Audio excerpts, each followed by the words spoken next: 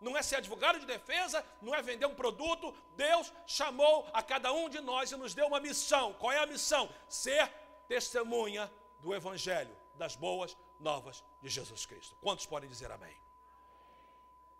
O versículo continua dizendo: e ser-me-eis testemunhas, e Jesus diz, em Jerusalém. Jerusalém. Jerusalém são as pessoas que estão perto de mim. Quando Jesus disse aos discípulos para ser testemunhas de Jerusalém, eles estavam em que cidade, gente? Jerusalém. Em outras palavras, devemos começar com as pessoas no nosso mundo. Quem são as pessoas do nosso mundo, pastor Fernando? Qual é a minha Jerusalém? Jerusalém são as pessoas que são parecidas conosco, perto de nós. Uma vez, Jesus libertou um homem. E esse homem queria seguir Jesus por onde é que ele fosse. O homem morava numa cidade, numa região chamada Decápolis, que eram 10 cidades ao oriente do Rio Jordão, perto do Mar da Galileia, Rio Jordão, Mar da Galileia, do outro lado de Cafarnaum. Jesus libertou esse homem. Esse homem teve uma experiência com Deus. Esse homem foi liberto. Nós sabemos que ele foi liberto de demônios, mas é possível que ele tenha sido liberto de muitas coisas. Jesus entrou no coração dele e fez uma diferença. E ele disse, eu vou te seguir agora, eu vou ficar sempre contigo. Jesus deu a ele um mandamento. Jesus disse para ele o seguinte, volte para casa e conte o quanto Deus lhe fez. Volte para a tua Jerusalém. Conte o quanto Deus lhe fez. Assim o homem se foi e anunciou na cidade inteira o que Jesus tinha feito por ele. O que é a nossa Jerusalém? Onde é a nossa Jerusalém? Jerusalém são as pessoas que estão ao nosso redor, que se parecem conosco. Nossos familiares, pai, mãe, primo, tia, filho, sogra, nora, seus familiares que não conhecem Jesus.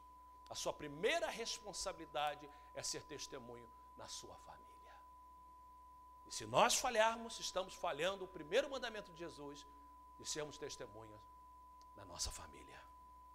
Segundo, Jerusalém são os nossos vizinhos. Pessoas que moram do lado da gente, ou em frente da gente. Pessoas que moram na mesma rua. Que tipo de testemunho os seus vizinhos têm de você?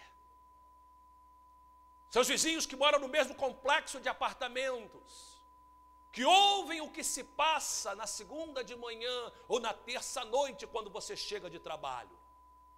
Que tipo de testemunho é você e eu para os nossos vizinhos? Terceiro, Jerusalém, são as pessoas que trabalham conosco, que nós lidamos no dia a dia. O padeiro, a pessoa do restaurante, a pessoa que come com a gente, a pessoa que a gente entrega todo dia, a pessoa que a gente vê semanalmente. Essa é a nossa Jerusalém. Jesus disse que a gente tinha que ser testemunha em nossa Jerusalém. Então, a nossa comunidade, e usando a nossa igreja como culto da manhã, igreja em língua portuguesa, a comunidade brasileira faz parte da nossa Jerusalém. Quando você vai comer no restaurante, quando você vai entregar um pacote, é a sua Jerusalém. As pessoas que você serve, muitos dos nossos irmãos estão na área de serviço, mecânicos e fazendo serviço, consertando máquina, entregando alguma coisa, cabeleireiro. Essas pessoas são parte da sua Jerusalém. Testemunha em Jerusalém. Jesus vai mais além, ele diz Judeia e Samaria. Judeia e Samaria são as pessoas que estão próximas, mas são diferentes de mim. Judeia e Samaria representam as pessoas que estão bem perto de nós, mas são diferentes. De que forma?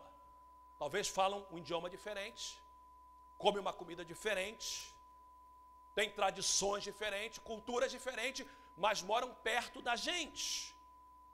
O apóstolo Paulo diz algo tremendo em 1 Coríntios capítulo 9, verso 22. Ele diz assim, qualquer que seja o tipo de pessoa, tradução da Bíblia Vida, qualquer que seja o tipo de pessoa, eu procuro achar um terreno comum com ela. Gente, a palavra terreno comum com ela, essas palavras são importantes. Para que me permita falar-lhe de Cristo e permita a Cristo salvá-la. Que exemplo!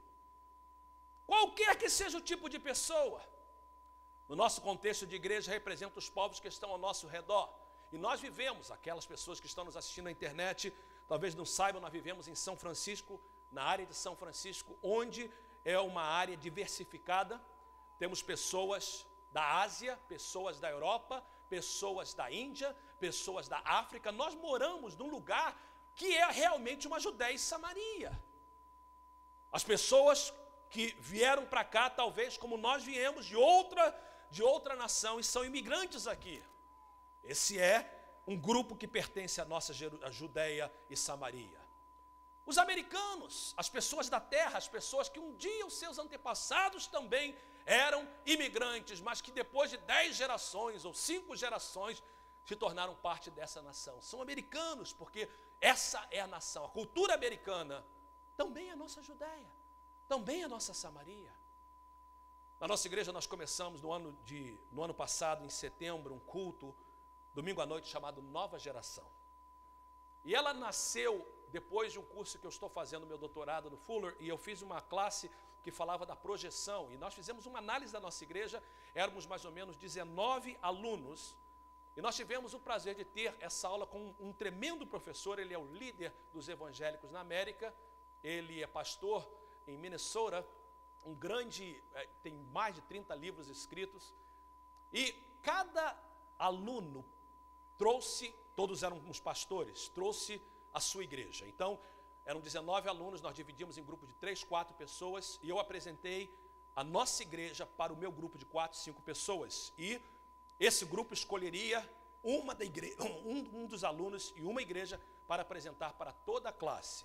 Então, 5 foram escolhidos para apresentar toda a classe, e eles iam criticar e dar ideias sobre a igreja. Então, eu cheguei ali, apresentei o histórico da nossa igreja, a história da nossa igreja, 24 anos de história, o que está acontecendo conosco, a história da comunidade brasileira, a histórico das congregações que nós temos. Apresentei tudo para eles e eles apresentaram para mim. Havia um pastor afro-americano, havia outro pastor americano que vive em Washington, e eles escolheram então a mim para apresentar para toda a igreja. Então apresentei para os 5, eles criticaram, e eu apresentaria para toda a classe. E eu então trouxe a história da nossa igreja, eu fiz um PowerPoint presentation e apresentei tudo. E eles começaram a criticar, e eles realmente falaram para mim assim: vocês têm que fazer rapidamente alguma coisa importante. A igreja de vocês é uma igreja saudável, essa igreja é uma igreja que tem um histórico bonito, é uma igreja que está fazendo diferença.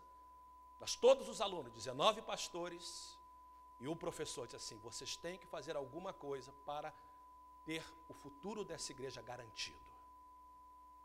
E eles começaram a ver os nossos filhos. Eu contei dos nossos filhos e falei assim: se essas crianças não tiverem um programa feito para eles, eles não vão permanecer na igreja a longo prazo.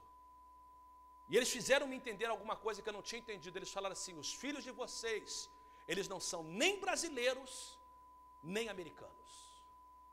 São americanos porque ou nasceram aqui, ou estão sendo criados aqui na tradição dele. Qual é a língua que eles falam entre eles? Eu disse inglês. Que tipo de comida eles comem em casa? Comida brasileira. Que tipo de comida eles comem na escola? Comida americana. Eles não são nem americanos, mas também não são brasileiros. Eles são uma nova geração.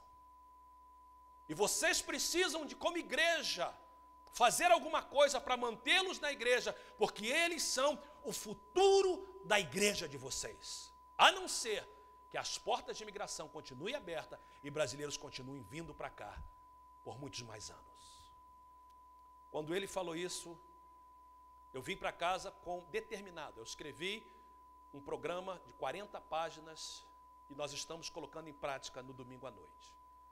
A nossa nova geração, os nossos filhos, Luca, que nasceu aqui, a Camille, que nasceu aqui, os seus filhos que nasceram aqui, que nós queremos que eles aprendam português, que comam feijão, que comam arroz, mas tem momento que eles vão querer comer hambúrguer e vão botar ketchup